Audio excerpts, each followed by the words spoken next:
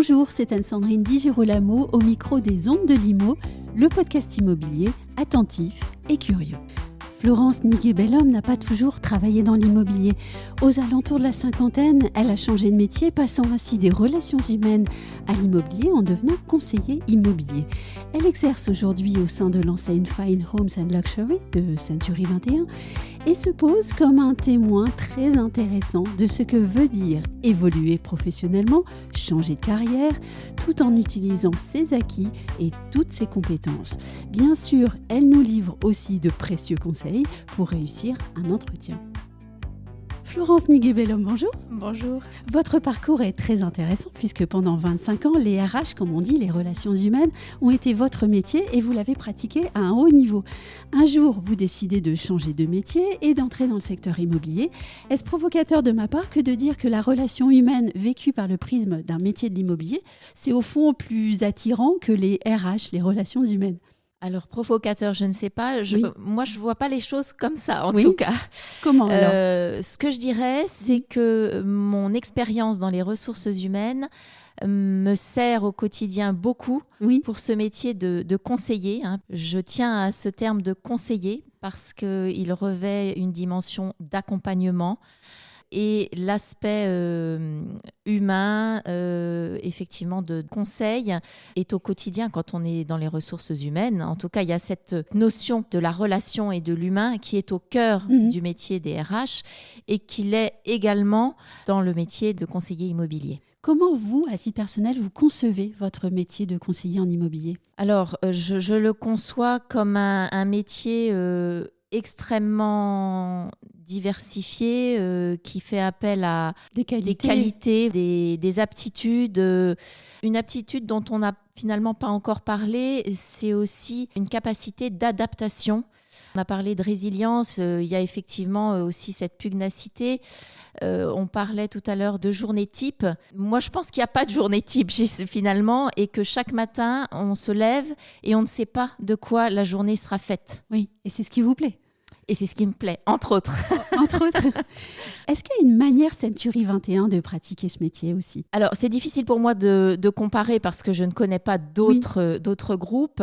Ce qui est certain, c'est que l'intérêt de Century 21, c'est la force du réseau. C'est cette formation continue qui est proposée, donc cette volonté et exigence finalement de rigueur, de qualité. Ce travail aussi en équipe, parce que l'intérêt aussi, c'est de ne pas être seul dans son coin, parce que c'est un métier difficile, où il faut avoir une bonne résistance, où l'ascenseur émotionnel est quotidien. Et c'est vrai que là, l'équipe fait tout son sens, qui, outre l'intérêt purement business, psychologiquement et pour son bien-être est également important parce qu'on n'est pas seul, on est un groupe déjà au sein d'une équipe, puis au sein d'une région, d'une ville, voilà. Oui. Mais vous êtes aussi un exemple de ce qu'il est possible de faire ses premiers pas dans un réseau, dans le réseau Century 21, en venant, comme vous, d'un secteur extrêmement différent. Oui.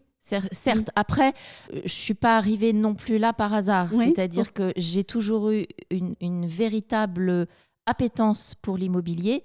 J'ai racheté ma chambre de bonne, j'avais 25 ans avec l'argent que j'avais cumulé en faisant des petits boulots.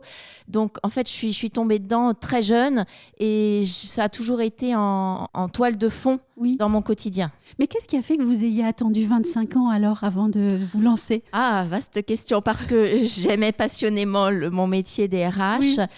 Et qu'arrivé à la cinquantaine, voilà, des changements professionnels ont fait que je me suis dit, bon, soit c'est maintenant, soit ce sera jamais. Et j'ai dit, c'est un signe, c'est le moment, c'est maintenant. Voilà. Alors, vous travaillez désormais dans une agence Fine Homes, qui est la marque bien d'exception du réseau Century 21.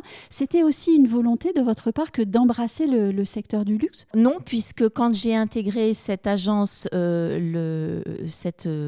cette particularité Fine Homes n'existait pas, mais c'est très bien tombé parce que ça correspond bien à ce qui m'intéresse particulièrement, effectivement, oui. Et quelle qualité faut-il pour y être performant ? Alors, je pense que quand on est Fine Homes and Luxury, on a affaire à une clientèle particulièrement exigeante. Oui. Donc, en plus des qualités qu'on a déjà citées, c'est important d'avoir un goût pour le patrimoine. Oui. Avoir aussi une part de créativité parce que les personnes qui s'adressent à nous attendent de nous aussi qu'on puisse être force de proposition, qu'on puisse les aider, par exemple, à se projeter, à proposer des réaménagements. Donc, ça sous-entend aussi des connaissances structurelles. Oui. Et puis avoir un certain sens de l'esthétique aussi. Exactement, oui. Absolument. Donc, cette clientèle finalement haut de gamme va avoir des attentes élevées. Et donc, plus que jamais, il y a un vrai travail d'accompagnement, de conseils, qui soient juridiques, financiers, par rapport à des devis qu'on peut les aider à faire, des travaux. Voilà. Après, avec Fine Homes and Luxury, on va aussi adresser une partie de population étrangère. Ah oui. Donc, parler l'anglais me paraît être quand même un prérequis nécessaire, minimal. Porter les valeurs françaises aussi, parce que, en tout cas, pour Paris, un étranger qui a envie d'investir à Paris, c'est aussi parce qu'il aime cette culture, il aime cette French touch, n'est-ce pas ? Donc voilà. Et évidemment, avoir une tenue vestimentaire adaptée. Oui, il faut être fier de représenter cet immobilier français de prestige, avec une histoire forte et très représentative de notre culture aussi. Tout à fait. Je pense qu'on n'oublie jamais complètement les métiers qu'on a pu pratiquer et les expériences qu'on a pu en retirer. Et d'ailleurs, on l'entend bien quand on vous écoute. Alors, si vous pouviez nous dire en quelques mots ce qu'il faut faire et ce qu'il ne faut pas faire quand on postule, eh bien, nous vous serions très reconnaissants. Ouf. Alors là, je vais remettre ma casquette recruteur. Ce qu'il faut faire, c'est rester soi-même, pas essayer de se survendre parce que de toute façon, ça rattrape à un moment ou à un autre. Moi, ce que je conseillerais, alors chaque agence a sa propre personnalité, son propre mode de fonctionnement. Mais je pense que ce qui est intéressant quand on envisage de rejoindre une agence, c'est de rencontrer le directeur, bien évidemment, le manager, mais aussi certains membres de l'équipe, parce que le prisme ne va pas être le même et qu'il est important que la mayonnaise prenne bien. Et c'est vrai que recruter une nouvelle personne au sein d'une équipe n'est jamais neutre. Ça peut être très bénéfique comme finalement pénalisant. Un peu moins, oui. Et l'entretien, mais ça peut être aussi un moment un peu spécial à vivre pour certains qui peuvent être stressés parce que derrière, il y a aussi des enjeux pour eux. Quels sont vos meilleurs conseils pour gérer au mieux un entretien ? Déjà, avoir une bonne écoute, entendre ce qui est dit, être curieux, préparer des questions aussi, des questions très pratico-pratiques. C'est pas la peine de réinventer la roue. Mais voilà, montrer qu'on a cette maturité en posant des questions finalement extrêmement importantes, même si elles semblent basiques. Oui, mais dites-moi, quand je vous écoute, en fait, c'est ce qu'il faut faire aussi avec un client en immobilier. Oui, bien sûr, de toute façon. Voilà, finalement, ce sera toujours le premier test. Voilà, et je pense que Century 21, au-delà de compétences, cherche des personnalités, des aptitudes, des personnes en devenir.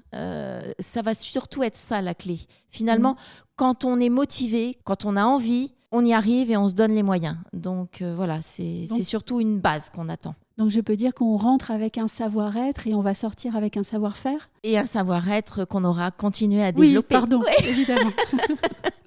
Merci beaucoup Florence Niguet-Bellhomme. Je vous en prie.